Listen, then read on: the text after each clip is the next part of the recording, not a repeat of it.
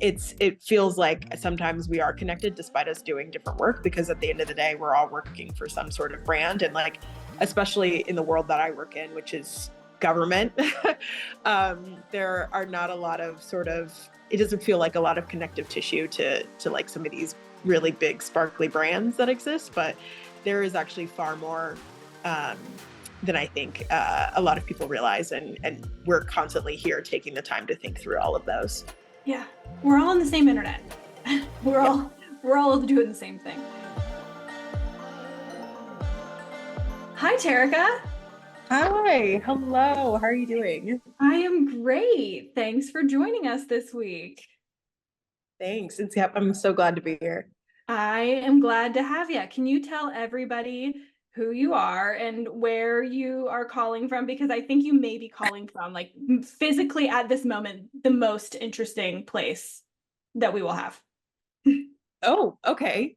Wow, I do actually want to hear other people top that in the future. I want somebody to, like, I don't know, maybe call in from like a metro line or something. But my name's Tericka Lambert. I am currently sitting in my office at the White House, which is where I work. I am the Deputy Director of the Office of Digital Strategy, and I spend most of my day with a group of just whip smart, talented digital strategists trying to navigate the internet and figure out what we can get on the president's social media channels, and how we can reach Americans far and wide. So this is where I spend my day, in I guess a very fancy dressed up room thinking about memes, and really just brainstorming, and managing a full team of folks to just crank out content on the internet. Yeah, I'm going to visually set where Tericka is sitting right now for people who are not watching this. She has a piñata behind her and incredibly ornate trim, White House-esque, because it is the White House, beautiful curtains, and just a wonderful, chill, amazing professional human being sitting in front of them. It is quite the vibe. It is the best. She also has a beautiful summer nail color, which we've dubbed the nail color of the summer. It is blue. Yeah, It is it beautiful. is blue. If you're not watching this, I suggest you go head to our YouTube and check it out, because it's fantastic. All right. So you mentioned that you have a pretty junior staff, which I find incredibly interesting, which is like what you and I started talking about initially whenever we met. Fascinating that you have this really young staff with a very stressful job on the internet. Can you talk to me about how you help a rather young staff feel empowered in these pretty stressful jobs? Yes, and like, not only is it stressful, I think it's also just like day to day, our jobs are not the same. Like at any given moment, I mean, I think like in the last 2 weeks, we were laying out sort of what our team has um, been working on, and doing just like a look back, as we often do, because it's so easy to just get lost in all of the content. But like, we had parts of our team in France for D-Day. And then last week we had our team focusing on how we lift up the G7 summit that was taking place all the way in Italy. And like this week, there's so many different versions of what are taking place, but it's not going to be like anything that has happened in the last 2 weeks. And so I think in addition to like the day-to-day changing, it's how do I empower people long-term as well, knowing that like burnout, especially for young people, is so high, and is such a hurdle to get through the day to day. But I think the biggest thing is that like I kind of do it in a couple of ways.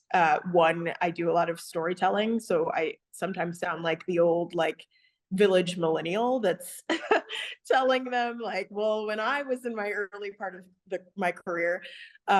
But they do find some of the stories that I tell like compelling, and also like there's always a lesson in them, right? Like I was faced with this hurdle and here's the thing that I did. But also I think the biggest thing is really approaching young people, junior staff in general, with just like a level of empathy, recognizing that like, hey, I know your job is hard. not only because like I've been there, but you're actually doing it in a thing that I didn't have to think about, right? Which is an internet that's like really kind of feels like the wild, wild west in more ways than the internet that I learned how to be a strategist on, right? Oh, for sure. And so it's like approaching every conversation that I have with empathy and recognizing that their job is hard and, you know, listening closely. Active listening is such a huge sort of motivator for them to feel comfortable. And I think the biggest thing is making sure that you know, trust is really big in any of the conversations that I'm having. And so really empowering them looks like, you know, I understand that your job is hard and I trust that you will come every single day and bring yourself to it. And they far like supersede all of my visions of what they could do every single time. So I think it's literally in the language that I use with them where I'm actively saying like I trust that you can get this done. I've seen what you can do, what you've made possible, and I know that you can do it again. That's amazing. I love that you do that. That is fantastic. And how do you, this is something that I think a lot of people who are coming up in their careers have a really hard time doing, but how do you encourage them to pitch ideas? And I think that this is something that a lot of senior leaders forget is really hard, and like to just pitch an idea, because getting them shot down is hard, but it takes a lot of courage. How do you encourage them to do Yeah. it? I think like, well, it kind of harks back to the first question, which is just like a lot of active listening, right? So Yeah. they will come to me with ideas and I'll say, ooh, that one's tricky, but let's talk about how we can make it like a reality, right? Yeah. Like what can be done to actually make this work for the brand that we have to come to work every day and foster and protect. And so it's usually when it's a pitch, it's not even just a pitch of like, hi, I want to run this idea through. It's always a conversation. It's always, okay, I love that idea. I understand, right? Recognizing that I understand what they're pitching is also big because, you know, most of the team that I work with, they're Gen Z, right? So they're on a different side of the internet than most of us are. And I'll be so honest, I miss so many of the memes and the jokes and the trends. I do catch a fair amount of them, but like I am leaning on them to really just like open up the bubble for me. And so I always treat sort of the pitches like a conversation where it's like, I love what I'm hearing. Can you tell me like what is the driving strategy behind that? How do you think the principles that we work with will fit into that? And like what is the message that you want audience members online to like hear and see? And then because we, you know, work with a really strong figure, the president, where who has had like a long-standing political career, you know, that has been just full of such admirable political work. We have to be very thoughtful behind just everything because he has such a long-standing history, which is good, right? It means more room for conversation when it comes to pitching ideas. But you know, it feels as though sometimes a challenge to come in and work through those ideas. And I think the team that I work with every day loves it because they always come back and they say, okay, I thought about it some more and here's what we could do. Yeah, that's good. That is such a good process to put them through, to have those conversations, because that happens in every brand. Like the way that you put them through the training of having that, it's just so smart. I just went through that on a way smaller scale with a client who hadn't watched Bridgerton, but said, bring me Bridgerton memes. And so I just had to sit and explain Bridgerton, which is so great.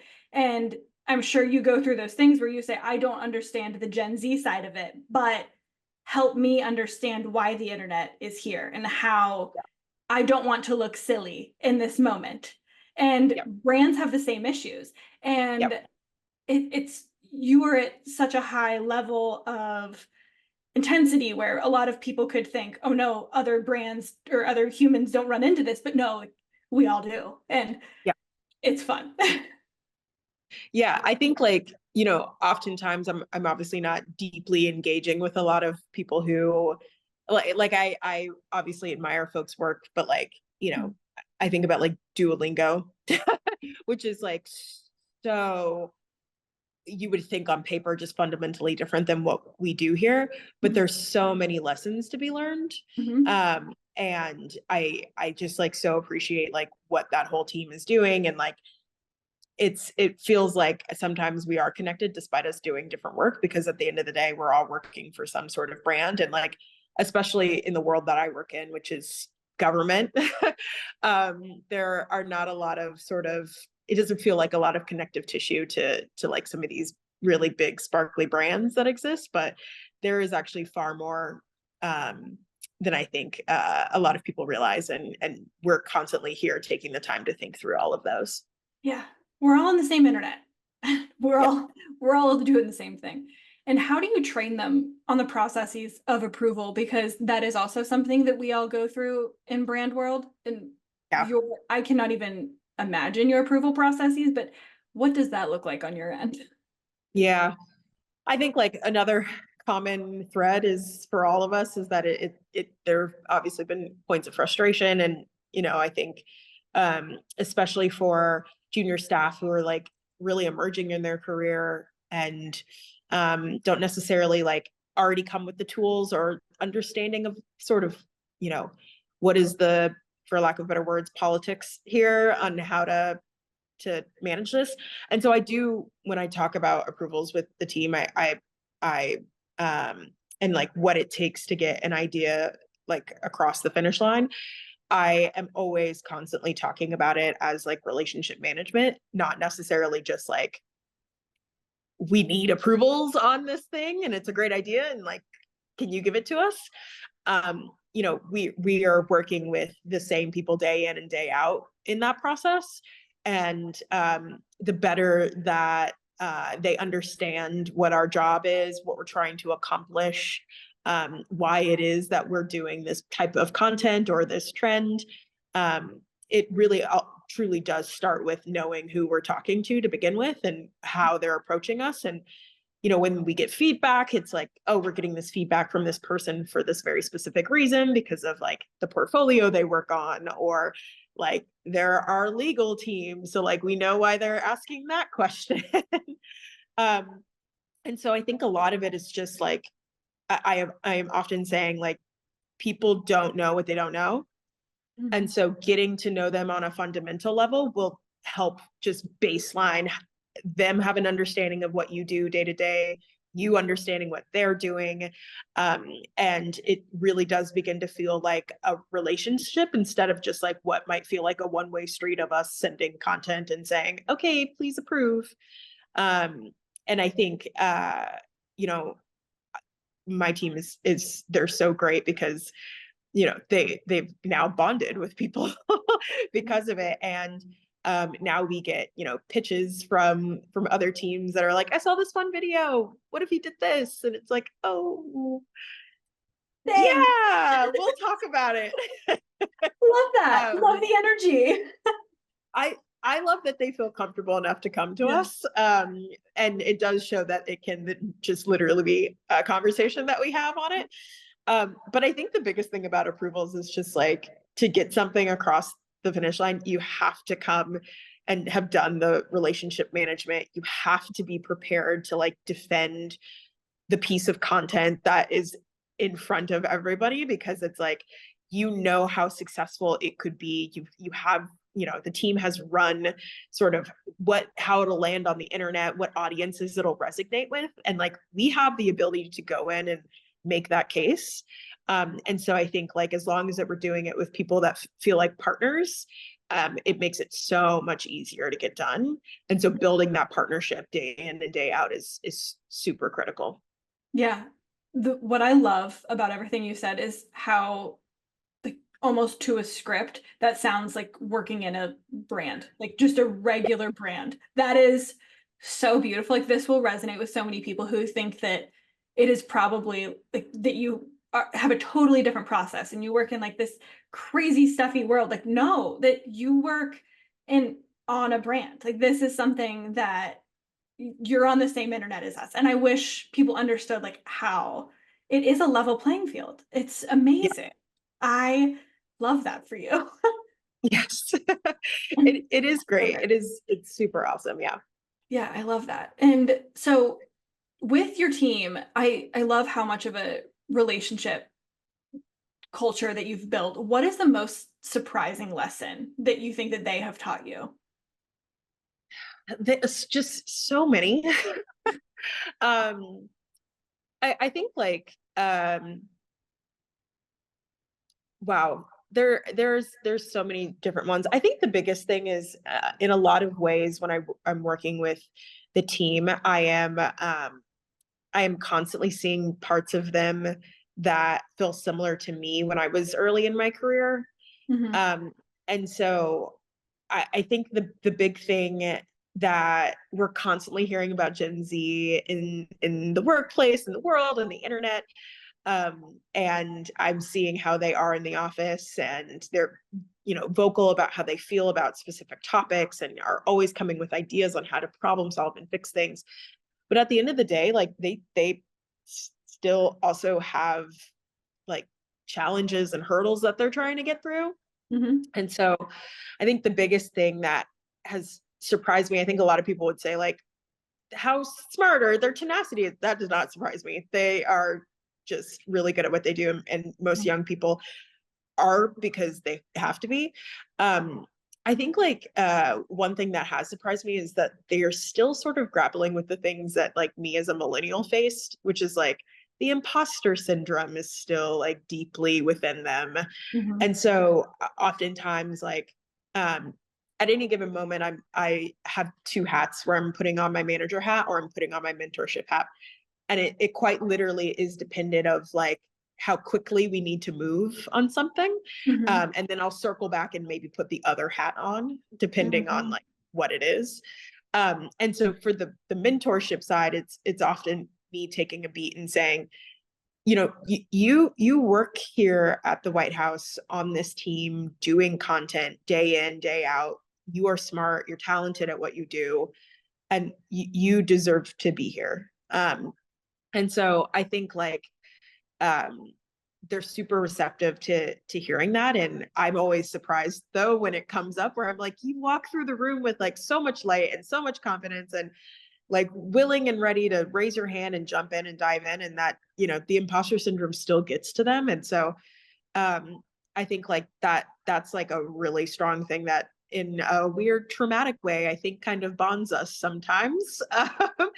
But yeah, it is a thing that did surprise me because I just thought that like when I started managing, I did not think that that was a thing. That I thought that was something that only like I and my generation were experiencing.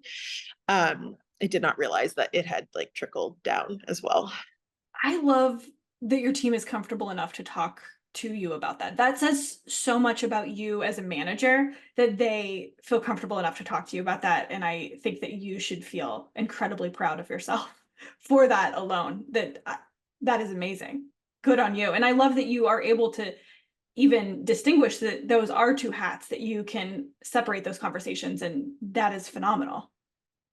Yeah, I think it's like, well, it took a little bit of time, right? I didn't wake up and already have this. And I always do joke about like, oh man, I wish there was like a book that existed about like managing Gen Z. Mhm, But so it has like, obviously been work to get done and a lot of introspective conversations with myself. And mhm. um I think like I often am talking to other managers and I'm like, you're not always going to get it right. And that's okay. You got to keep trying though. Yeah. And so it's good that I've gotten to this place with like the current team that I've had and even past teams also that I've managed. But it always takes time, and it always, as long as you have the energy and like the mission driven part of you can get it done, it's so Mhm. worth it. That is awesome. And so with your job, a lot of you do a lot of the content creation, you do a lot of the strategy yourself with all of that. How do you make time and space for all of them and all of your managerial stuff and doing all of that without overstepping into the strategy stuff, because a lot of what you do is so fun and you do have really a time restricted job. And Yeah. how do you do all of that without overstepping? Yeah. Oh man. Well, this is the thing that I've had to like work really hard on. Mhm. um, I think so. I have a bit of I'm a Virgo moon, which means I'm very analytical about everything and Mhm. organized in my mind. So oftentimes if my team comes to me and they have an idea, we've discussed it, and I say it's great, and we need to get more buy-in, like, I will, do the parts that I need to do if necessary. But for the most part, if there's no reason for me to go and get any buy-in, and folks are sort of already just like excited by the idea, the biggest thing that I can do is actually take the back seat Mhm. immediately. Like, I may have gotten in the car in the passenger seat, but like, pull over, I'm getting out, and I'm gonna get in the back seat, or I'm getting out of the car completely, and you can come and pick me up in 5 days when it's time for like the approvals process and like Mhm. ready for things to get published. Mhm. And so I've been doing that a lot more, of just like, let the butterfly fly and go forth and tackle the project from start to finish, so people actually feel like they have ownership in what they've done. Mhm. So they actually like put a lot of themselves into it because they want it to be successful, right? I think the biggest issue that sometimes management runs into is like, they've concocted an idea and they give it to their team and they say, okay, go get it done. And their teams are just like not thrilled by it at all, don't feel like it's actually worth the time of day, don't even think maybe it'll be successful, and now are just sort of forced to slog it through and do this project. Now, there are obviously going to be moments when that has to happen, but I don't think that has to be the thing that's driving the day. I still think it is possible for good ideas to come together, and that my team can run it through. And it has been really great to see that all unfold. I think recently, like, the Chiefs came to campus and to acknowledge their Super Bowl win, and we did our first like dancing trend video on at White House, which I know sounds very like 2021, but to do a dancing video on the White House social media channels for the first time is like kind of historic and like a big deal, and so we're all super amped about it. But I was there at the beginning, and then I was there at the end, and everything in between was like run down by folks on my team, and it came out great.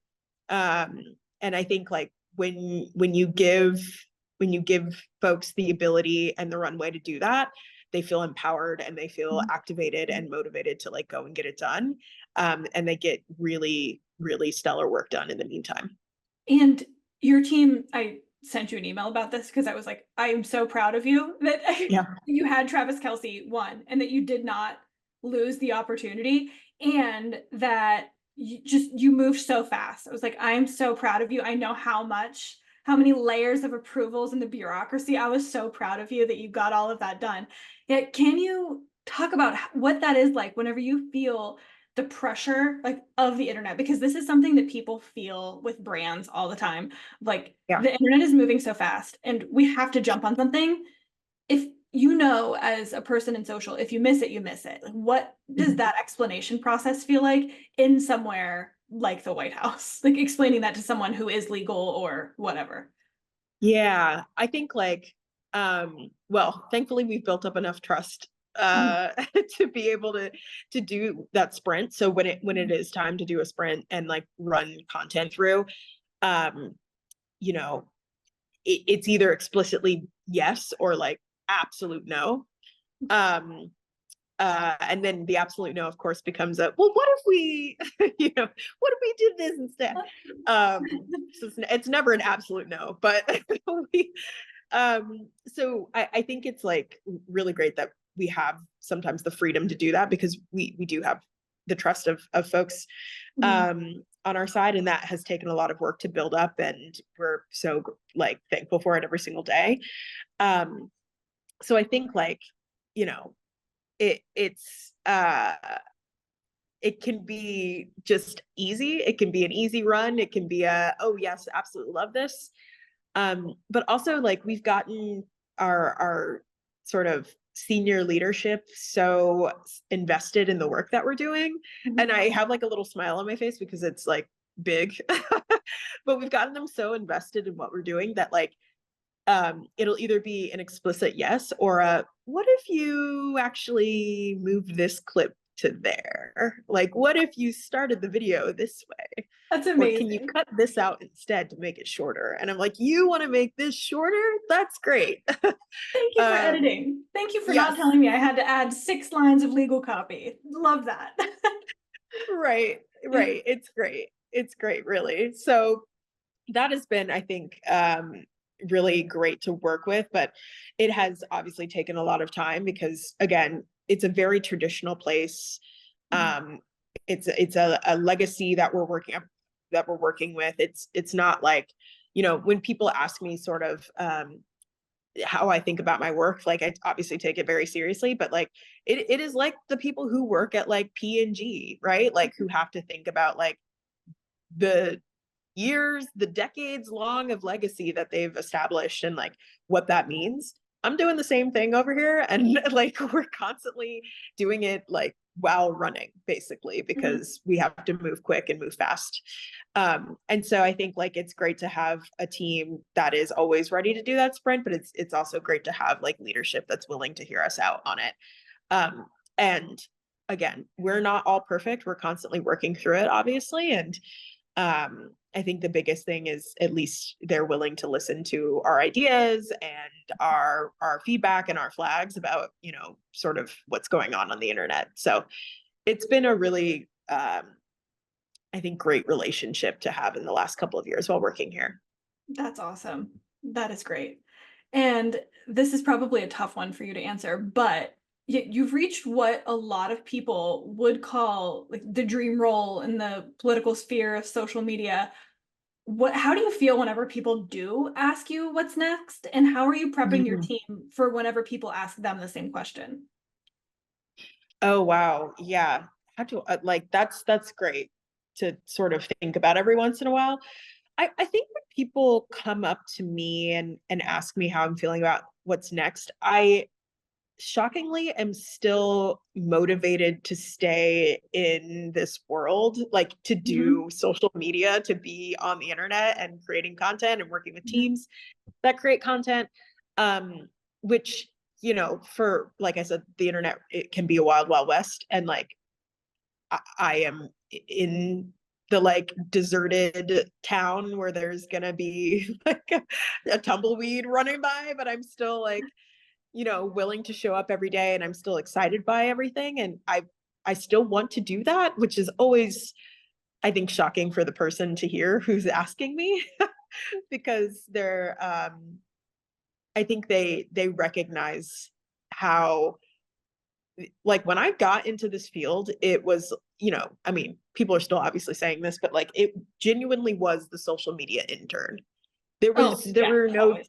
no team. It Mhm. was, oh, you know how to use a computer? Lovely. That's great. Like go forth. And so for people to know that it's so much more than that now, on a sort of widespread level, more so than ever in our like industry's history. Um, it feels really good. It just means that like the world is like my oyster, it's my team's oyster. I'm constantly telling them like there's going to be so many opportunities in your career and like yeah, this one's hard, this one's tough and every day feels like a slog. You're gonna go off and do really great things and think about these days that we're experiencing as some of the best days of your life. And of course they always laugh at that because it's painful. It's not the easiest job, but I'm like, no, guys, you all are going to be reminiscing about these days, Mhm. because they're foundational, right? Like they're these days, these moments that we're working in, like they're going to build towards who you are as a person, who you go on to be as a leader, whatever management role that you go into. Um, And so I think like that's one way that I'm spending some time prepping my team. I also am constantly telling them to like patience and finding the right moment is going to be so important to them, that like there's going to be a moment in their career where they're like, I want to go and do something completely different, and that they should feel empowered to do that, even if it is a little bit scary. And yeah, that they like, it's okay to take those sort of risks and give it a try, and be inspired by things that excite them, and to go forth and do them, because like we're not always going to be this age with living this life. I'm not always going to be maybe living in this city, and doing these things day in and day out. And so that's what I'm often trying to remind them, is that like these are good moments. There are probably better moments ahead of you, but they're good moments to sort of remember for the future. And that like whatever you're learning here like will be applicable in Yeah. so many ways. And you do definitely have one of the most interesting jobs on the internet. And we'll be able to say that as a fun fact for the rest of your life, which is Yeah. amazing. Which is Yeah. absolutely amazing. All right. We have gotten to our end of the podcast questions, which are half therapy, half podcast questions. They're my Great. favorite. Great. Okay. Who is your favorite boss of all time? And high school jobs count. Ooh, okay, yes. So I'm gonna go with my first job. I know I feel like maybe like I've had great bosses in my lovely tenure, but I think my first boss was probably, again, like I said in my previous, like in the question before this, like the foundation of your career is so important. Mhm. It's like the child, your childhood, right? Like, and what happens in your childhood is so important. My very first job, I had just moved to DC, I was so motivated, so green, so like, let's do this. I'm so excited by every little thing. And I got a call from my future boss, and she was like, we want to offer you the job. Here's all the things you need to know. And I said, okay, I would like to take some time to think about it, right? Because they always tell you to take some time to think about it. And I Mhm. said, okay, great. Yeah, I'll do that. And then I'll get back to you. And she said, great. We hung up the phone. She called me back immediately. And she said, hi, I'm calling back, but I'm not calling back as your future employer. I am calling back as somebody who's going to give you some good advice. And I said, oh no, what have I done? And she's like, no, this is important. Like the job offer is still on the table, but again, I've taken my management hat off, and I am now going to talk to you. She's like, you need to negotiate. Oh, I love her. She was like, when you call me back, it should be a negotiation for your salary. And I said, oh, I don't know how to do that. And she's like, that's okay. Just take some time and think about, like, all the information about this job.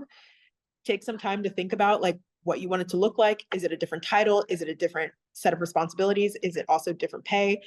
And then make your strongest case to me, and then we'll have a conversation.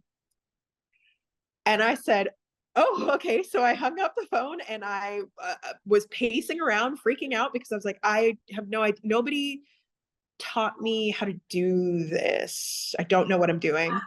I wrote down a bunch of notes, and then like, I think 24 hours, maybe 48 hours later, I called her back. And I said, I'm ready to, move forward in this process, but I would like to talk to you about the salary. And she said, great, I'm open to hearing what you think your salary should be. And then I got it. I I literally love her. negotiated. Yeah. But like, I was not planning on doing that. And if it had not been for her, like, again, first job, super foundational, have been done it in every single job that I've had after. I've learned many lessons from her also that I apply to my work and any of my roles, but it is truly wild. And if it had not been for that moment, I don't know where I would probably be in my career, but also like I don't know how different I would be sort of in the roles that I've worked in. That's amazing. And I would love to see your Google searches between that call and the next call. like how Yeah. frantic you were, like how to negotiate. Yeah. Also, this was before like any, you could like use the internet. It was genuinely Google, because Yeah. you couldn't use the internet in the way that I think people use now, where like you can go on Pinterest and find a whole Yeah, no. graphic of like, here's a flow chart of how to negotiate your salary, because some whip smart person like made an entire stunning graphic and put it on Pinterest. You know. I did not have that. And so it was really great that she, was able to do that, and then became obviously my boss and taught me so many great other lessons. That is absolutely amazing. This may end up, well, this is last 5 years, so no, this will not be the same answer. What's the biggest lesson you've learned in the last 5 years, and who did you learn it from? Okay. Um, I'm gonna be that person, and say that I actually got this advice from the Vice President of the United States, I mean, Kamala you Harris. have to pull the vice president card at least once. It's fine. I just have to. But she said, don't expect anyone to make space for you, make it yourself. Damn. And so you just kind of have to hold on to it. She said it, and it's also such an impactful sort of message that like I've learned to be so true. And it's I've gotten to the point where now it's like I'm making space for myself, but also making space for people who like can't do it, or like are too junior to do it, or are still navigating their career. And so it's, I mean, I'm sure that's like probably a part of it, because she's that type of person who's like very focused on paying it forward. But I think that is like the next step for me, is just like I'm making space for myself. And how I do that for other people is also important too. I'm obsessed with that. And I'm happy for your team that she said that to you as well. That is amazing. And what trait do you see in others that you wish you had more of? I think the trait that I wish I had more of is, I think sometimes I will get really caught up in the weeds of things. So I love actually like sitting down and like looking at our analytics and saying, okay, like here's what's going on, and like scrolling through the Instagram and looking at videos from like 6 months ago to see what the metrics look like. And I think sometimes I will get a little caught up in those pieces. And there are people that sort of just like put the blinders on, and they like focus on what they're doing. And so I kind of wish I could do that more. But I just love doing the day-to-day stuff, right? Like I love going and talking to our design team and saying like, oh, what if we tried this on the graphic instead? And it's like, I don't need to be that deep into the weeds, but I do love doing it. And I like when people have the ability to sort of distance themselves a little bit from it, because it then obviously helps your team like be a little more creative. Mhm. But I can't help myself. And I am like working on it I mean, it's every so single easy day, to because access the analytics. It's just easy. it's right there. And like, let me just look at it for like 5 minutes and then go back to like what I'm doing. So it also, like, to be so honest, the other thing that those people have as quality is like they can log off. And Well, I yeah. simply have such a hard time logging off. So I think like maybe that's really what it is like I Mhm. can't log off. I wish I could do that more. Yeah, I think that that is the beauty and the curse of working in social media is like a lot of people think, oh, flexibility is great. Like flexibility means a 24/7 Yep. situation. Yep. Yeah, which is tough, which is tough. Okay. Last last but best. What's the best advice you've ever received? And it is allowed to be from any presidential person in your life. um no, I mean, has anybody said their mom yet? No. I think my mom, I have like a really close relationship with her. Mhm. We have a very online daughter, completely offline mother sort of Mhm. relationship. She is no, like, if for $1 million, if I asked her like what do I do, she would not get that $1 million. Uh, and so she is oftentimes, and I bring this to work every single day, but she is oftentimes reminding me that like I don't just show up to work as myself.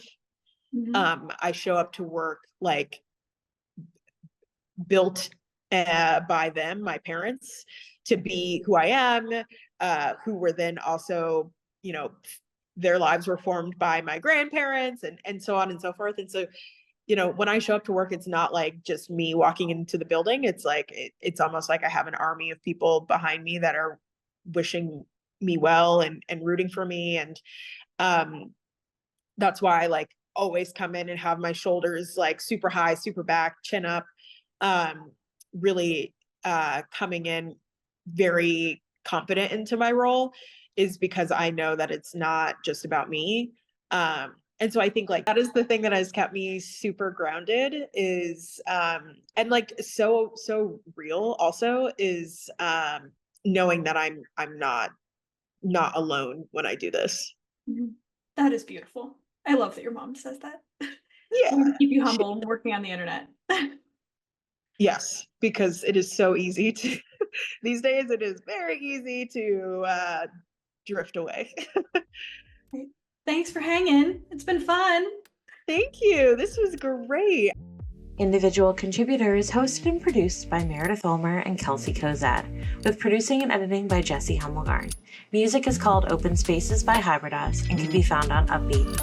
Get new episodes and catch up on past episodes by following Individual Contributor on YouTube and your favorite podcast app.